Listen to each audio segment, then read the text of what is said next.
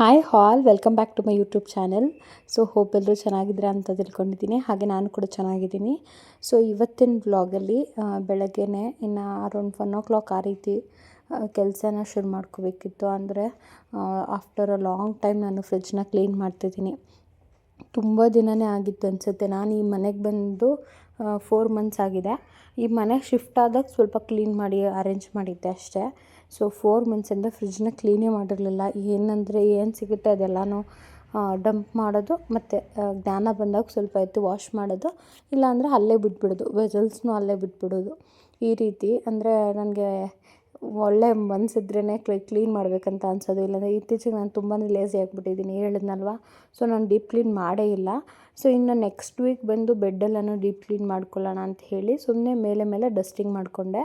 ಹಾಗೆ ಸ್ವಲ್ಪ ಲಿಕ್ವಿಡ್ ಹಾಕ್ಬಿಟ್ಟು ಫ್ರಿಜ್ಜದು ಆಚೆ ಎಲ್ಲನೂ ಎತ್ತಿಟ್ಬಿಟ್ಟು ರೂಮ್ನೆಲ್ಲ ಕ್ಲೀನ್ ಮಾಡ್ಕೋತಿದ್ದೀನಿ. ಸೊ ತುಂಬ ದಿನವೇ ಆಗಿತ್ತು ಅನಿಸುತ್ತೆ ನಾನು ಫುಲ್ಲು ಈ ರೀತಿ ಬೆಡ್ರೂಮೆಲ್ಲನೂ ನೀಟಾಗಿ ಮಾಪ್ ಮಾಡಿ. ಯಾಕಂದರೆ ನಾವು ಅಲ್ಲೇ ಫ್ರೀಝರ್ನ ಇಟ್ಟಿದ್ದೀವಿ. ಸೊ ನಮಗೆ ಹಾಲಲ್ಲಿ ಫ್ರೀಝರ್ ಇಡೋಕ್ಕೆ ಸ್ಪೇಸ್ ಇಲ್ಲ. ಹಾಗೆ ಹೇರ್ ಕಂಡೀಷ್ನರ್ ಏನಿದೆ ಅದನ್ನು ಕೂಡ ಇಡೋಕ್ಕೆ ನಮಗೆ ಸ್ಪೇಸ್ ಇಲ್ಲ. ಸೊ ಅದರಿಂದ 2 ರೂಮಲ್ಲೇ ಇಟ್ಟಿದ್ವಲ್ಲ. ಸೊ ಅದರಿಂದ ನಮಗೆ ಎಲ್ಲ ಅಡ್ಡಾಯಿತು. ಮನೆ ಒರೆಸೋಕ್ಕೂ ಕ್ಲೀನಾಗಿ ಮಾಡೋಕ್ಕಾಗ್ತಿರ್ಲಿಲ್ಲ, ಕಸ ಗುಡಿಸೋವಾಗಲೂ ನೀಟಾಗಿ ಅನ್ನಿಸ್ತಿರ್ಲಿಲ್ಲ. ಸೊ ಅದಕ್ಕೆ ನಾನೇನು ಮಾಡಿದೆ, ಫ್ರಿಜ್ಜು ಮತ್ತು ಏರ್ ಕಂಡೀಷ್ನರ್ ಎಲ್ಲ ಇತ್ತು ಆಚೆಗೆ ಇಟ್ಬಿಟ್ಟು ಹಾಲಲ್ಲಿ. ಸೊ ಇವಾಗೆಲ್ಲ ಕ್ಲೀನ್ ಮಾಡ್ಕೋತಿದ್ದೀನಿ. ಸೊ ಒಂದ್ಸಲ ನೀಟಾಗಿ ಲಿಕ್ವಿಡ್ ಹಾಕಿ ರೂಮ್ನೆಲ್ಲ ನೀಟಾಗಿ ಮಾಪ್ ಮಾಡಿಕೊಂಡೆ. ಇವಾಗ ಅನ್ನಿಸ್ತಿತ್ತು, ಸೊ ನಮ್ಮ ಬೆಡ್ರೂಮ್ ಇಷ್ಟು ದೊಡ್ಡದಿದೆಯಾ ಅಂತ ಅನ್ನಿಸ್ತಿತ್ತು. ಸೊ ಎಲ್ಲ ಬರೀ ಬೆಡ್ ಹಾಕಿದ್ರೆ ತುಂಬಾ ಚೆನ್ನಾಗಿ ಕಾಣಿಸ್ತಿತ್ತು ಬೆಡ್ರೂಮು. ಬಟ್ ಏನು ಮಾಡೋದು, ಅನ್ಫಾರ್ಚುನೇಟ್ಲಿ ನಮಗೆ ಸ್ಪೇಸ್ ಇಲ್ಲ. ಸೊ ಅದರಿಂದ ನಮ್ಮ ಹಳೆ ಮನೆಯಲ್ಲಿ ಟಿ ವಿ ಪಕ್ಕ ಅನ್ನೋದು ಸ್ವಲ್ಪ ಸ್ಪೇಸ್ ಇತ್ತು. ಸೊ ನಾವು ಪೂಜೆ ಮಾಡೋ ಜಾಗದಲ್ಲಿನೇ ಇಟ್ಟಿದ್ವಿ. ಬಟ್ ಇಲ್ಲಿ ನಮಗೆ ಆ ಫ್ರಿಡ್ಜನ್ನು ಇಡೋಕ್ಕಾಗಲ್ಲ. ಸೊ ಅದರಿಂದ ನಾವು ರೂಮ್ಗೆ ಎತ್ತಿ ಶಿಫ್ಟ್ ಮಾಡಿದ್ದೀವಿ. ಇನ್ನು ಟಿ ವಿ ಯೂನಿಟ್ ಏನಿದೆ ಅದನ್ನು ಕ್ಲೀನ್ ಮಾಡ್ಕೊತಿದ್ದೀನಿ. So please ignore my nighty. ನನಗೆ ಮನೇಲಿದ್ದರೆ ಇನ್ನು ಈ ರೀತಿ ಎಲ್ಲ ಕ್ಲೀನಿಂಗ್ ಮಾಡೋವಾಗೆಲ್ಲ ನನಗೆ ತುಂಬ ಕಂಫರ್ಟ್ ಅನಿಸೋದು ಈ ಥರ ಡ್ರೆಸ್ ಹಾಕ್ಕೊಂಡ್ರೆ. ಇಲ್ಲಾಂದರೆ ನನಗೆ ಅದು ಡ್ರೆಸ್ ಹಾಕ್ಕೊಂಡ್ರೆ ಎಲ್ಲ ಕಂಫರ್ಟ್ ಫೀಲಿಂಗ್ ಇರೋಲ್ಲ. ಅದು ಚೆನ್ನಾಗಿ ರೆಡಿ ಆದಾಗೆಲ್ಲ ನಾವು ಈ ಥರ ಕ್ಲೀನ್ ಮಾಡೋಕ್ಕಾಗಲ್ಲ. ಮನೇಲಿರುವಾಗ ಮನೇಲಿರೋ ಥರನೇ ತೋರಿಸ್ಬೇಕು ನನಗೆ. ಸೊ ನಾನು ಸುಮ್ಮನೆ ರೆಡಿಯಾಗಿ ವೀಡಿಯೋ ಮಾಡೋಣ ಅನ್ಕೋತೀನಿ, ಬಟ್ ನನ್ನ ಕೈಲಿ ಆಗ್ತಿಲ್ಲ ಅದು. ಸೊ ಇದೇ ನಂಗೆ ಕಂಫರ್ಟ್. ಸೊ ಅದಕ್ಕೆ ಕೈಂಡ್ ಇಗ್ನೋರ್ ದ ಡ್ರೆಸ್ ಅಂತ ಹೇಳ್ತಾ. ಹಾಗೆ ಈ ಸೋಫಾ ಎಲ್ಲ ಏನಿದೆ, ಸೊ ಬ್ಲ್ಯಾಕ್ ಕಲರ್ ಇರೋದ್ರಿಂದ ಬೇಗ ಮಣ್ಣೇನಾದರೂ ಕವರ್ ಹಾಕಿದ್ರೂ ಕೂಡ ಆ ನೆಟ್ ಥರ ಇದೆಯಲ್ವಾ, ಸೊ ಅದರಿಂದ ಫುಲ್ಲು ಏನಾದರೂ ಮಣ್ಣೆಲ್ಲ ಕೂತಿದ್ರೆ ಅಲ್ಲಿಗೆ ಚೆನ್ನಾಗಿ ಕಾಣಿಸುತ್ತೆ. ಸೊ ಅದನ್ನೆಲ್ಲ ನೀಟಾಗಿ ಒರೆಸ್ಬಿಟ್ಟು ಎಲ್ಲ ಫುಲ್ ಹಾಲೆಲ್ಲನೂ ಮತ್ತು ಲಿಕ್ವಿಡ್ ಹಾಕಿ ಅದನ್ನು ಕೂಡ ಒರೆಸ್ಕೊಂಡೆ. ಹಾಗೆ ಇನ್ನು ಕಿಚನ್ ನೋಡ್ತಿರ್ಬೋದು, ಎಷ್ಟು ಪಾತ್ರೆಗಳನ್ನೆಲ್ಲ ಕ್ಲೀನ್ ಮಾಡಿದೆ. ಕಿಚನ್ನು ಕೂಡ ಎಲ್ಲ ಅಷ್ಟೇ, ಕಬೋರ್ಡ್ಸು ಎಲ್ಲ ಕ್ಲೀನ್ ಮಾಡಿಕೊಂಡೆ. ಇನ್ನು ಜಸ್ಟ್ ಬೇಸಿಗೆ ಕ್ಲೀನ್ ಮಾಡೀನಿ ಅಷ್ಟೇ. ಇನ್ನು ನೆಕ್ಸ್ಟ್ ವೀಕು ಕಂಪ್ಲೀಟಾಗಿ ಕಿಚನ್ ಕ್ಲೀನ್ ಮಾಡ್ಕೋಬೇಕು. ಇವತ್ತು ಸದ್ಯಕ್ಕೆ ಫ್ರಿಡ್ಜು ಮತ್ತು ರೂಮ್ ಏನಿದೆ ಅದನ್ನು ಕ್ಲೀನ್ ಮಾಡ್ಕೊಂಡಿದ್ದೀನಿ. ಅಂದರೆ ರೂಮ್ನೂ ಇನ್ನೂ ಏನು ಕ್ಲೀನ್ ಮಾಡಿಲ್ಲ, ಬಟ್ಟೆ ಎಲ್ಲ ಮಡಚಿಲ್ಲ. ಸುಮ್ಮನೆ ಸದ್ಯಕ್ಕೆ ಫ್ರಿಡ್ಜನ್ನ ಮಾತ್ರ ಕ್ಲೀನ್ ಮಾಡೋಕ್ಕೆ ತುಂಬಾ ಟೈಮ್ ಹಿಡಿತು. ಮ್ಯಾಕ್ಸಿಮಮ್ ಒಂದು ಫ್ರಿಡ್ಜ್ ಕ್ಲೀನ್ ಮಾಡೋಕ್ಕೆ ತುಂಬ ಟೈಮ್ ಹಿಡ್ದಿದೆ. ಇನ್ನು ಫ್ರಿಜ್ಜದ್ದು ನೀವೇ ನೋಡ್ತಿರ್ಬೋದು, ಎಷ್ಟೊಂದು ಫ್ರಿಜ್ಜದು ಪಾರ್ಟ್ಸ್ ಎಲ್ಲ ಏನಿದೆ, ಎಕ್ವಿಪ್ಮೆಂಟ್ಸ್ ಎಲ್ಲ ಅದೆಲ್ಲನೂ ಹಾಗೆ ವಾಶ್ ಮಾಡಿ ಅಲ್ಲಿ ಹಾಕಿದ್ದೀನಿ. ಇನ್ನು ಸಂಜೆ ಆಯಿತು, ಫಸ್ಟು ದೀಪ ಹಚ್ಬಿಡೋಣ. ತುಂಬ ದಿನವೇ ಆಗಿತ್ತು.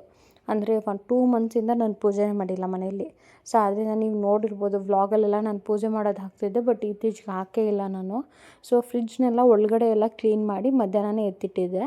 ಇನ್ನು ಇವಾಗ ಒಳಗಡೆ ಎಲ್ಲ ಏನೇನು ಗ್ಲಾಸ್ ಐಟಮ್ಸ್ ಎಲ್ಲ ಏನೇನು ಕೊಟ್ಟಿರ್ತಾರೆ ಅದನ್ನೆಲ್ಲ ಫಿಕ್ಸ್ ಮಾಡ್ತಿದ್ದೀನಿ.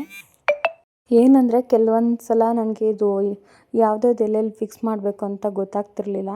ಸೊ ಕೆಲವೊಂದು ಸಲ ಮೇಲೆ ಹಾಕೋದನ್ನೆಲ್ಲ ಕೆಳಗಡೆ ಎತ್ತಾಕ್ಬಿಟ್ಟಿದ್ದೆ. ಆ್ಯಂಡ್ ಫ್ರಿಡ್ಜ್ನ ಲಾಕ್ ಮಾಡೋಕ್ಕೆ ಆಗ್ತಿರ್ಲಿಲ್ಲ.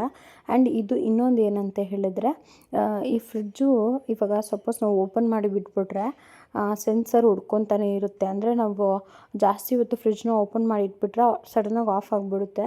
ನೀವೇ ಈ ವಿಡಿಯೋನಲ್ಲಿ ಅಬ್ಸರ್ವ್ ಮಾಡಿ. ಸೊ ಲಾಕ್ ಮಾಡೋಕ್ಕಾಗಿರಲಿಲ್ಲ ನನಗೆ. ಅದು ಸೆನ್ಸರ್ ಬರ್ತಾನೆ ಇತ್ತು ಸೌಂಡು, ಒಂಥರ ಬೀಪ್ ಸೌಂಡ್ ಥರ ಬರ್ತಾನೆ ಇರುತ್ತೆ ನಾವು ಏನಾದರೂ ಓಪನ್ ಮಾಡಿ ಇಟ್ಬಿಟ್ಟಿದ್ರೆ. ಸೊ ಅದರಿಂದ ನೋಡಿ ಇವಾಗ ಆಟೋಮೆಟಿಕ್ಕಾಗಿ ಫ್ರಿಡ್ಜು ಆಫ್ ಆಗಿಬಿಡುತ್ತೆ. ಸೊ ಹಂಗಾಯಿತು. ಇನ್ನು ಎಲ್ಲನೂ ತೆಗ್ದು ಈ ಐಸ್ದು ರ್ಯಾಕ್ ಏನಿದೆ ಅದನ್ನು ನನಗೆ ಹೆಂಗೆ ಫಿಕ್ಸ್ ಮಾಡೋದಂತಲೇ ಗೊತ್ತಾಗ್ತಿರ್ಲಿಲ್ಲ. ಸೊ ಅದಕ್ಕೆ ಅದನ್ನು ಕೂಡ ನೀಟಾಗಿ ಎತ್ತಿಟ್ಕೊಂಡೆ. ಇನ್ನು ಈ ಲೆಫ್ಟ್ ಸೈಡ್ ಏನಿದೆ ಅಲ್ಲಿ ಫುಲ್ಲು ಫ್ರೀಸ್ ಆಗೋವಂಥದ್ದು.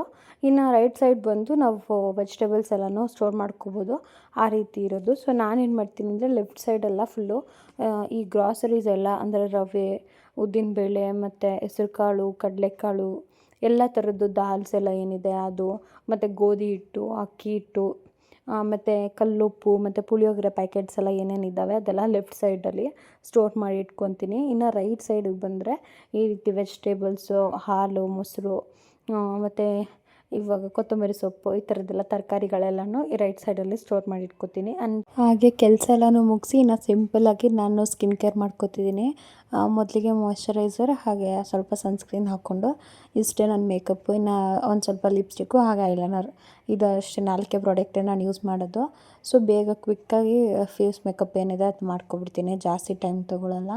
ಸೊ ಇವತ್ತಿನ ಬ್ಲಾಗ್ ತುಂಬಾ ಶಾರ್ಟಾಗಿರುತ್ತೆ. ಸೊ ಜಸ್ಟು ಫ್ರಿಡ್ಜ್ ಕ್ಲೀನಿಂಗ್ದು ಹಾಗೆ ಸ್ವಲ್ಪ ಮನೆದು ಕ್ಲಿಪ್ಪಿಂಗ್ಸ್ ತೊಗೊಂಡಿದ್ದೀನಿ ಅಷ್ಟೇ.